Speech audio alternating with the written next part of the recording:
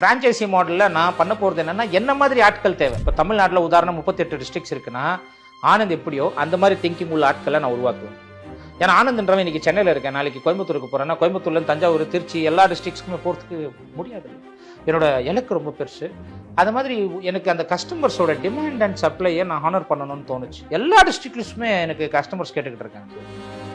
எனக்கு அப்போ என்ன பண்ண ஆரம்பித்தேன், சரி ஓகே நம்ம அடுத்த கட்டத்துக்கு நம்ம நகரலாம். இந்த ஒரு கனவை அவங்களோட கனவாக வச்சுக்காம நான் உங்கள் கனவை சுமக்கிறேன். டெரனம் ஹோம்ஸ் கம்பெனி உங்களுக்காக கனவை சுமக்கும். நீங்கள் பெருசாக ஸ்ட்ரெஸ் எடுத்துக்காதீங்க, பெருசாக கடன் வாங்காதீங்க.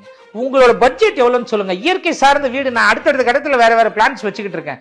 எனக்கு இன்னைக்கு மணலோட டிமாண்டு சப்ளை கம்மியாயிடுச்சா, மிடில் கிளாஸுக்கு ஒரு வீடு தானே சார் தேவை, அதை நான் பண்ணித்தரேன். அந்த மாதிரி ஒரு கான்செப்டில் ஃப்ரான்ச்சைசின்னு கொண்டு வரேன். அந்த ஃப்ரான்ச்சைஸில் நான் சொல்கிற டேர்ம்ஸ்